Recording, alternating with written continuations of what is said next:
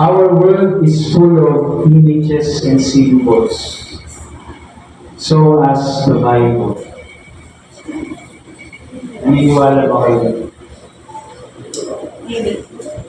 Ayaw niyo maniwala. And each image and symbol conveys several or different meanings.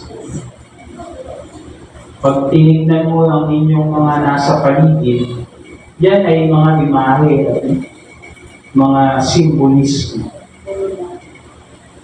Isa sa nakapukaw sa ating isipan, sa ating batayang teksto na binasa kanina mula sa Juan, Kabanata 3, talata 14 hanggang 21,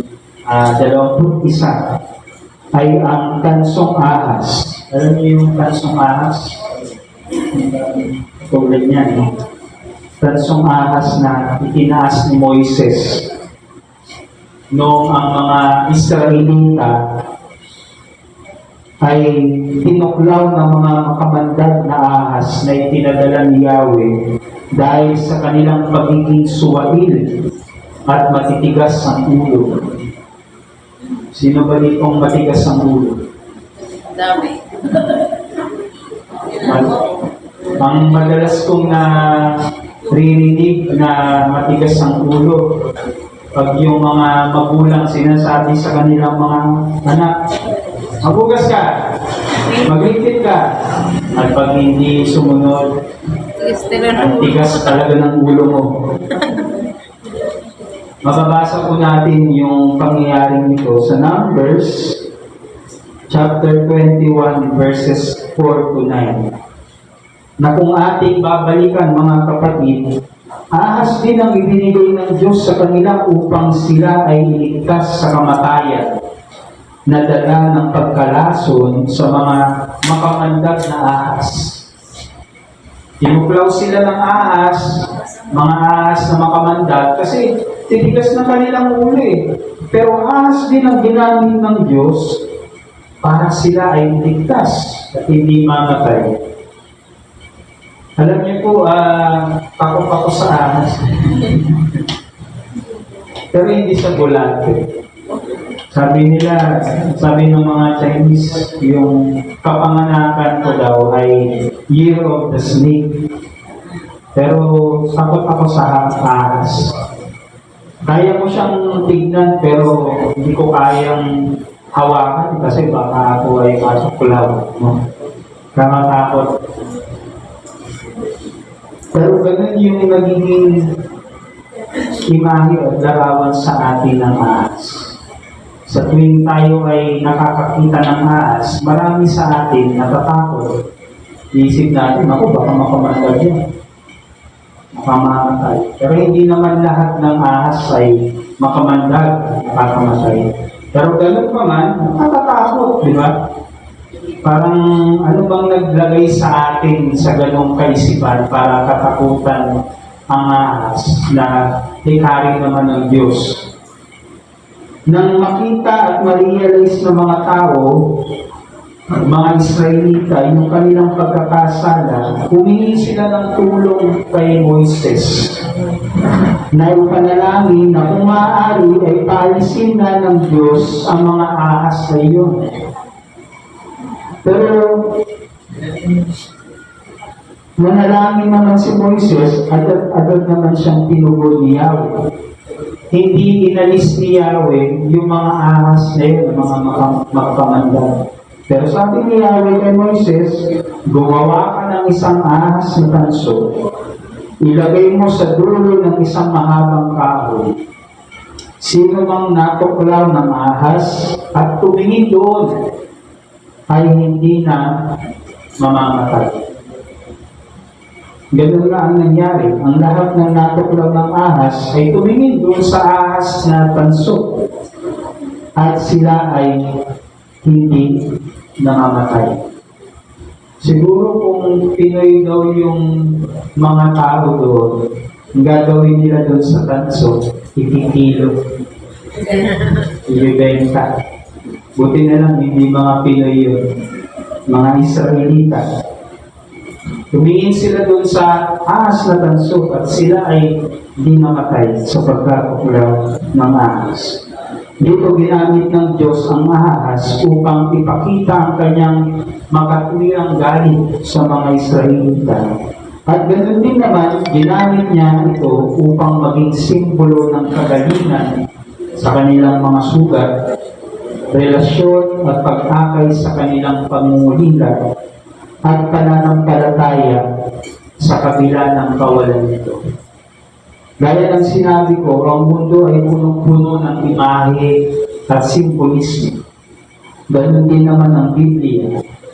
Marami pa ang sinisimbolo ng ahas sa biblical literature, mga kapatid. Sa Genesis 3, ang ahas ay sinisimbolo ng evil and deception. Marami nga sa atin ang iniisip yung ahas, si Satan. Kahit wala namang sinabi sa Bible na si Satan yun. Maraming mga commentary sa mga biblical scholars na nagsasabi na maaari yung ahas, hindi literal na ahas, kundi symbolism. May mga nakapaloob na mga kahulugan.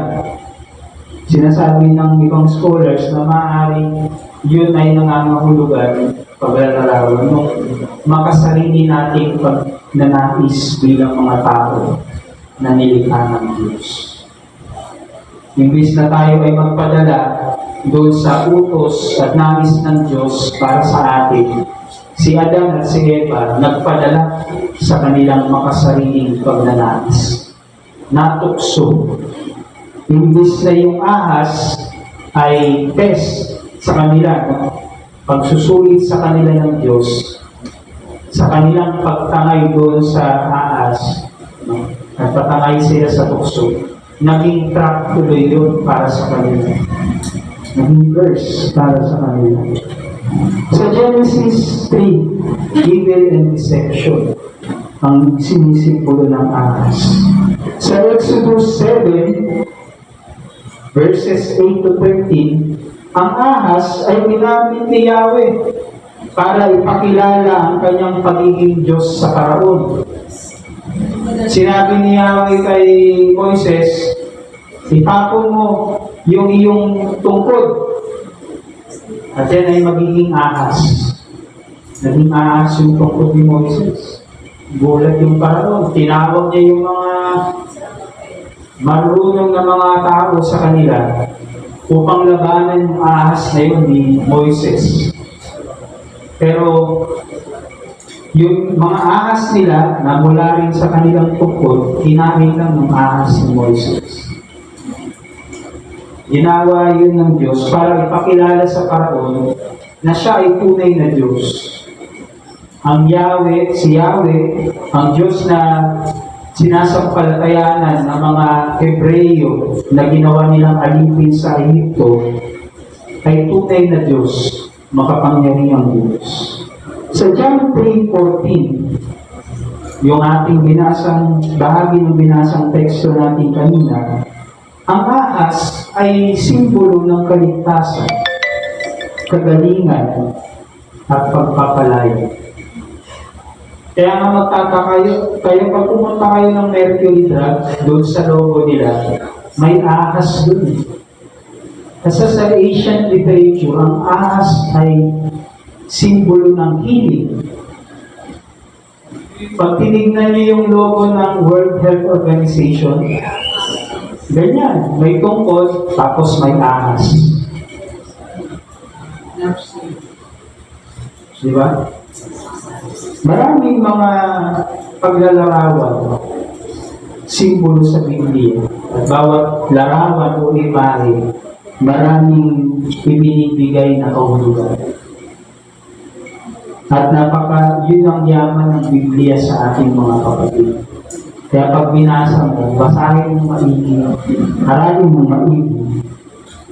Sinabi ni Jesus kay Nicodemo, at kung paano itinaas ni Moises ang tansong ahas doon sa ilang, gayon din naman kailangan itaas ang anak ng tao. tinutukoy niya yung kanyang sarili, anak ng tao, upang ang sino mang sumampalataya sa Kanya, sabi ni Jesus, ay magkaroon ng buhay na walang hanggan. Ano ba yung buhay na walang hanggan?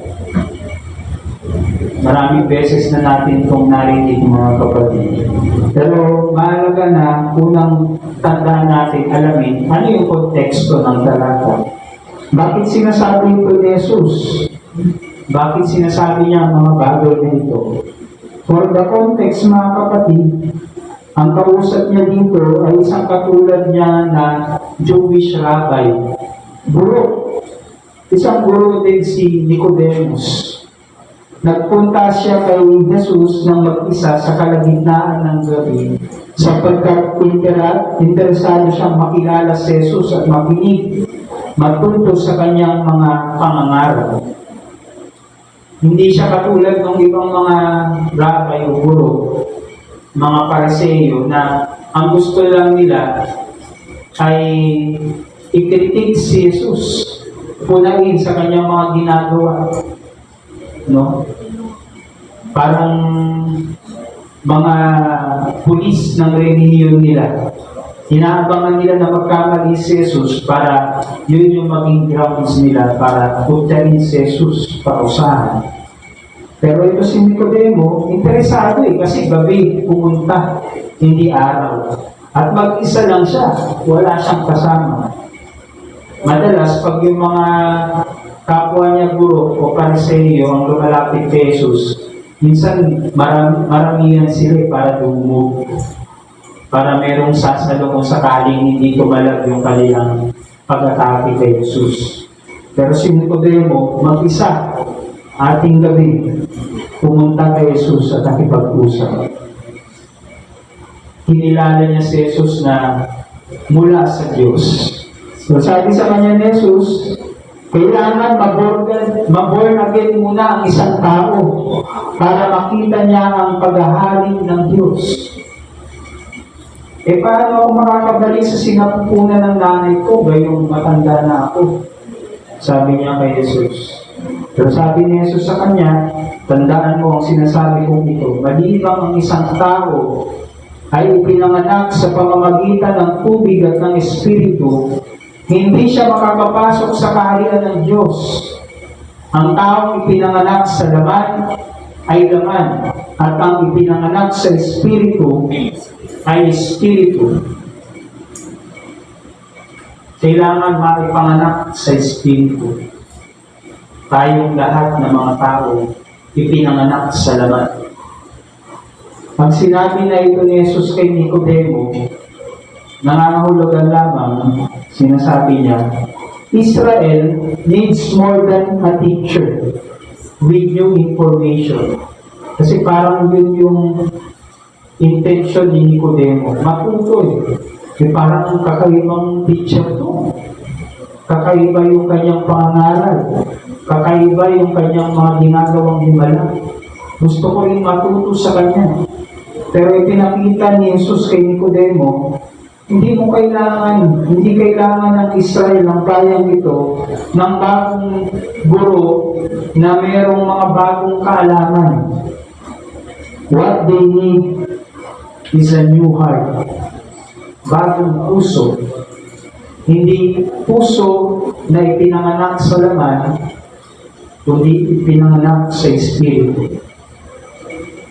Puso na nakakilala ng kanilang mga kahinaan, ng kanilang mga kakulangan, ng kanilang mga pagmamalabis, ng kanilang mga kasalanan. What they need is a new heart. Kaya nga sinabi ni Jesus, yung paborito nating talata, sapagkat gayon na lamang ang pag-ibig ng Diyos sa sangkatauhan, kaya ibinigay niya ang kaisa-isa niyang anak, upang ang sino mang sumampalataya sa Kanya ay hindi mapahamak, kundi magkaroon ng buhay na walang hanggan. Isinugo ng Diyos ang Kanyang anak, hindi upang hatulan ng parusa ang sanlibutan, kundi upang iligtas ito sa pamamagitan niya. Alam niyo mga kapatid, maraming Kristiyano ang paborito ang John 3:16. Memorize nila yun kahit nakapigil. Pero marami rin Kristiyano hindi alam ang kahulugan ng tekstong ito. Sapagkat madalas, binabasa nila yung teksto na hindi inuunawa ang konteksto. Ang akala nila, sapat na yung manalangin ka ng sinner's prayer. Tapos masasabi mong sarili mo, I'm born again. Kristiyano na ako. Pero kung babalikan nyo yung konteksto ng sinasabi ni Jesus, nanggagaling siya sa pagkakaroon ng panibagong puso ng mga taong ipinanganak sa laman. Kailangan mong mag-born again in spirit. Magkaroon ng panibagong kaisipan, panibagong puso. E paano nyo nga naman makikita ang kaharian o paghahari ng Diyos sa daigdig kung ang inyong pag-iisip ay luma? Kung ang iyong mga pananaw ay hindi na itutuwid. At yung dati niyong pamumuhay ay ganun pa rin. Kaya maraming Kristiyano mga kapatid, hindi naman namumuhay talaga sa Espiritu. Patuloy nang namumuhay sa kanilang mga makasariling pamumuhay. Walang nabago. Ginamit lang nila yung sinasabi nilang I'm born again. Alam niyo mga kapatid, ang pagliligtas ng Diyos ay hindi lang pagliligtas para tayo makapunta sa kalangitan. Pagliligtas sa atin tungo para maiiwas tayo sa makasalanang buhay sa daigdig. Eh kung patuloy tayo makikibahagi sa maling pag-iisip, makamundong kasalanan, eh paano tayo magkakaroon ng panibagong buhay kay Kristo? Paano natin makikita ang kaharian ng Diyos sa gitna ng mundo na ito na parang impyerno? Kailangan natin ilaan ang ating mga sarili sa Diyos. Kailangan natin tumingin doon sa tansong ahas na sinisimbolo ng ating Panginoong Jesucristo nang siya ay naipako sa krus upang ipakita sa atin yung lawak ng kanyang pag-ibig sa atin. Sa kabila ng ating mga karumihan, tinanggap niya tayo.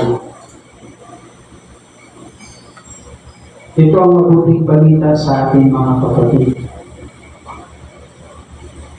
Sa kabila ng ating mga kasalanan, sa kabila ng ating mga kahinaan, na kahit anong gawing pagtutuwid natin sa ating sarili, ang hirap magbagong buhay. Pero ang pag-ibig at pagkalinga ng Diyos ang nagbibigay sa atin ng lakas para patuloy tayong mahubog sa imaheng nais niyang makita sa atin. Ang larawan ng Diyos na manlilikha. Ang larawan ni Kristo na nagbigay ng panibagong buhay sa atin. Kaya nga pag nagkakasala tayo mga kapatid, huwag tayong lumayo sa Diyos. Maraming tao lumalayo sa Diyos At pag tinanong mo kung bakit nahihiya ko kasi ako, gusto ko munang ituwid yung aking mga sarili bago ako umarap sa Diyos. Kahit anong pagtutuwid niyo mga kapatid, kung sa inyong sariling kaparaanan lamang, walang pagtutuwid na mangyayari. Lumapit kayo sa Diyos. Tignan niyo ang ating Panginoong Jesucristo. Ilaan niyo ang inyong buhay sa Kanya. Harapin niyo yung consequence ng inyong mga pagkakamali. Naalala ko meron kaming mga kabigatan na dinadala nitong past few weeks bilang mga kaibigan. Mga church workers kami sa iba't ibang kumperensya at saka simbahan. Nabuo yung aming pagkakaibigan sa seminary. meron kaming nabalitaan na isa sa mga kaibigan namin umaharap sa matinding problema. At yung consequence ng mali niyang ginawa ay napakabigat. Pero lagi namin ipinapaalala sa aming mga sarili na kahit na kaibigan namin siya, hindi namin siya pagtatakpan. Hindi namin siya ipagtatanggol. Hayaan namin siyang harapin yung consequence na yun. Marami sa atin pinagtatakpan eh. Kahit tayo mga magulang, kapag yung anak natin nagkakamali, pinagtatakpan natin. Bata pa lang natututo ng makuha yung favor agad. Hindi lang nasunod yung gusto, iiyak na. Kaya tayo mga magulang, ayaw natin makarinig ng iyak at tunga ng bata. Bibigyan naman ng gusto. Kaya lumalaki sa layo eh. Marami sa atin, pagmahal natin sa buhay, pag malapit sa atin, pinagtatakpan natin. Pero ang hindi natin nalalaman, mga kapatid, there is grace in facing consequences. Hindi matututunan ng isang taong nagkamali kung saan siya nagkamali kung hindi niya harapin yung consequence ng kanyang pagkakamali. At yun ang paraan ng Diyos para ipakita sa kanya kung ano ang dapat niyang gawin. Yun ang ginagawang paraan ng Diyos para mahubog yung panibagong pagkatao sa kanya. At ipaalala sa kanya na hindi ka nilikha sa larawan ng diablo. Nilikha ka sa larawan ng Diyos. Hindi bagay sa iyo ang mabuhay sa kasalanan. Binigyan ka ng puso ng Diyos ng puno ng kabutihan at pag-ibig. Kaya mga kapatid, sa panahon ng Kwaresma, lumapit tayo sa Diyos. Huwag nating pagtakpan yung ating mga kasalanan. Huwag nating layuan ng Diyos kasi natatakot tayo na baka hatulan tayo. Ang good news nga niya sa atin eh, hindi sinubo ng Diyos ang kanyang anak hindi upang hatulan ng parusa ang sanlibutan, kundi upang iligtas tayo sa pamamagitan niya. Si Kristo ay tinaas ng pag-ibig ng Diyos. At kung tayo ay nananalig, sumasampalataya sa Panginoong Hesus, ang kanyang pag-ibig ang magtataas sa atin. Sa kabila ng ating mga kasalanan, tayo naman. Mapagpalang araw sa ating lahat.